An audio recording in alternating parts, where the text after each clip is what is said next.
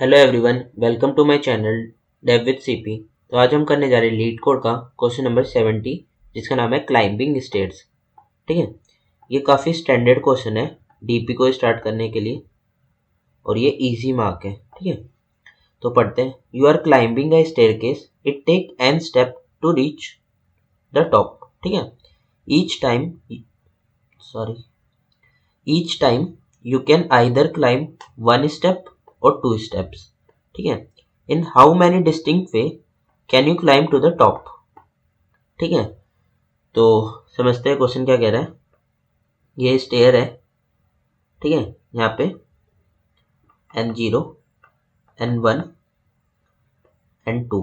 ठीक है, अब हमारे पास दो ऑप्शन है, या तो हम वन स्टेप ले सकते हैं या फिर हम टू स्टेप ले सकते हैं।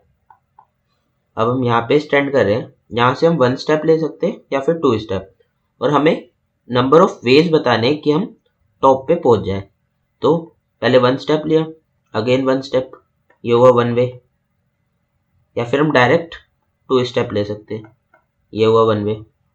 तो ये टोटल हो गए टू वेज, है ना, और यही हमारा आंसर है। तो अब देखते हैं इसको कैसे सॉल्व करेंगे। मैं इसको रिमूव कर देता हूँ। तो जब भी हमें डिस्टिंक्ट वेज दे रखा हो, नंबर ऑफ वेज, और हमें ऑप्शंस दिए हो, तो हमारे दिमाग में सबसे पहले आता है रिकर्जन, है ना। तो हम इसको रिकर्जन से देखते हैं कैसे सॉल्व करेंगे।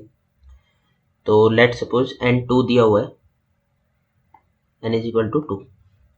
तो अब हमारे पास दो वेज है, एक तो है हम वन स्टेप ले सकते हैं, एक है हम टू स्टेप ले सकते हैं। तो अगर हम वन स्टेप लेंगे तो हमारा N 1 से कम हो जाएगा, अगर टू स्टेप लेंगे तो 2 से कम हो जाएगा। तो वन स्टेप लिया हमने, N हो गया हमारा 1, टू स्टेप लिया, N हो गया 0। ठीक है, फर्दर सेम दो option, N-1, N-2। One step लिया, ये वाला कौन सा स्टेप है, वन स्टेप, ये है टू स्टेप। ठीक है, तो यहाँ पे 0 और यहाँ पे चला जाएगा नेगेटिव में। तो हम क्या करेंगे कि ये इसी को अपना बेस केस बना लेंगे। हमें पता है यहाँ से एक वे तो मिलने ही वाला है, हमें दूसरा वे नहीं मिलेगा यहाँ से। ठीक है, तो हम बेस केस क्या बना लेंगे, अगर N1 है तो रिटर्न 1, मतलब हमें पता है यहाँ से वन वे तो मिलने ही वाला है। ठीक है, और दूसरा बेस केस क्या है, 0 है तो भी हमें एक वे मिलेगा। तो हम या फिर और N इज इक्वल टू 0, तो हमारे रिकर्जन का बेस केस बन गया, और बाकी हमें रिकर्जन लिखना है वो हम यहाँ से लिख लेंगे। ठीक है, तो एक और एग्जांपल देख लेते हैं, N इज इक्वल टू 3 वाला, और उससे भी देखते हैं। तो ये N3 है हमारे पास दो स्टेप, N-1, N-2। ये रिकर्जन के हैं, हम रिकर्जन में कम कर देंगे इतना, तो ये हो जाएगा N-1 होके 2, ये 1। फर्दर ये ब्रेक डाउन होगा, N-1, N-2, ये कितना हुआ 1, और ये 0। ये हमारे बेस केस थे ही, यहाँ से वन वे, यहाँ से वन वे। हमने क्या किया, इन दोनों को प्लस कर दिया, जो हमारा ये रिकर्जन होगा इस वाले रिकर्जन से और इस वाले रिकर्जन से हमने प्लस कर दिया।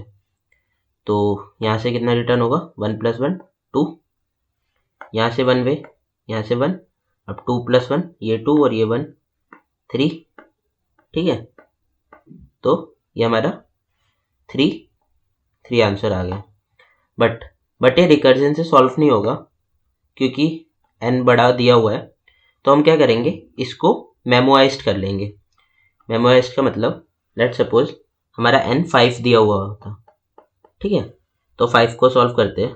5 दो वे, N-1, N-2, 5 से 4, 4 से 5 से 3।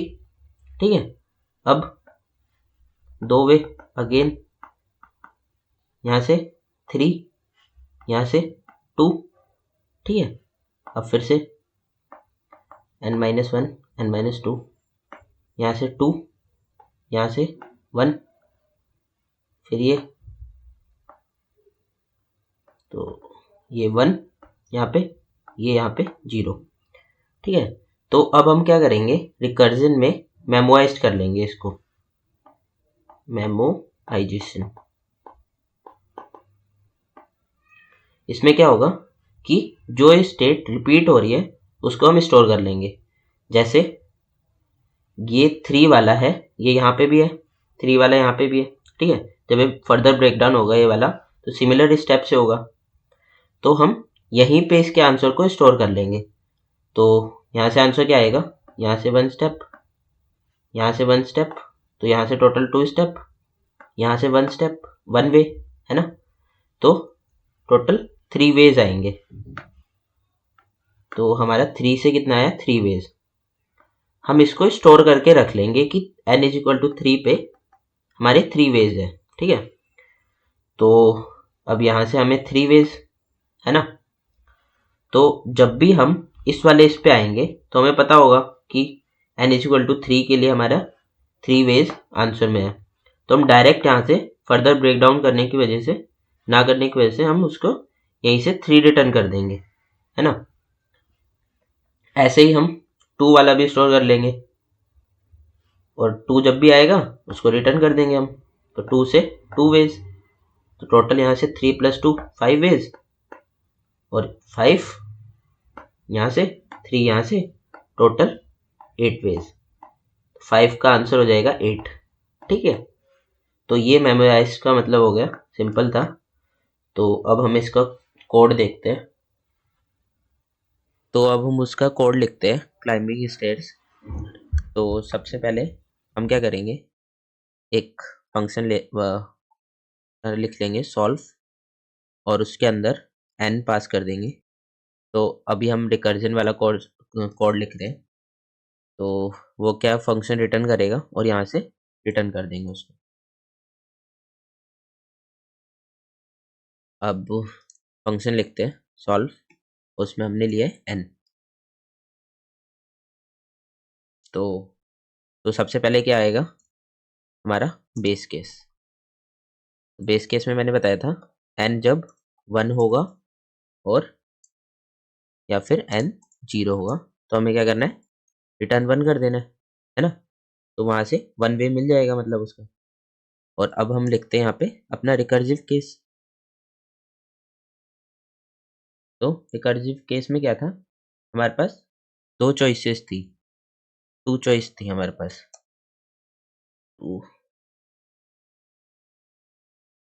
ठीक है। तो पहली चॉइस क्या थी, पहली चॉइस थी हमारे पास कि हम 1 स्टेप मूव करेंगे, 1 स्टेप मूव। तो वो कैसे करेंगे हम क्या करेंगे, एक वेरिएबल में स्टोर कर लेंगे 1 स्टेप नाम से, और उसमें क्या करेंगे, n-1 सेंड कर देंगे, सिंपल।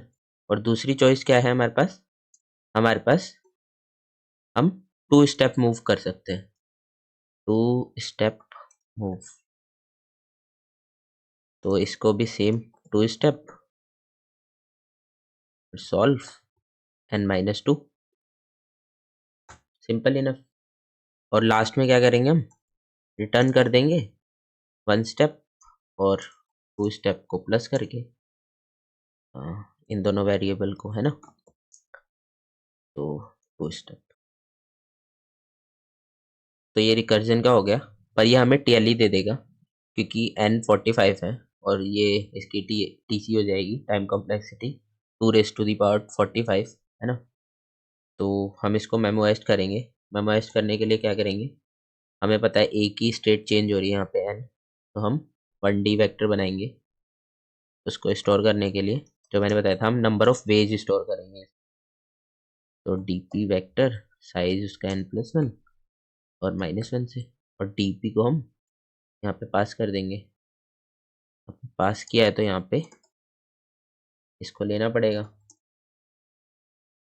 और इसको बाई रेफरेंस हमने पास कर दिया। और बेस केस में एक और केस बन जाएगा कि जब भी वो वैल्यू स्टोर होगी उसमें, जैसे हमारे केस में 3 की वैल्यू स्टोर थी n इज इक्वल टू 5 के 5 वाले एग्जाम्पल में, तो जब भी उसमें वैल्यू स्टोर होगी तो हम उस वैल्यू को ही रिटर्न कर देंगे। सिंपली हम ये रिकर्सिव केस आगे सॉल्व ही नहीं करेंगे। तो हमें वो स्टोर भी करनी पड़ेगी वैल्यू को, वो हम स्टोर कहाँ पे करेंगे, यहाँ से n, है ना। तो बस इतना ही करना है। अब इसको रन करते हैं एंड सबमिट करते हैं। तो ये डीपी भी मुझे यहाँ भी पास करना पड़ेगा, डीपी डीपी, ठीक है। तो अब इसको रन करते हैं, तो ये एक्सेप्ट हो गया। अब इसको सबमिट भी करते हैं। तो हमने क्वेश्चन सॉल्व कर लिया। तो थैंक्स फॉर वॉचिंग।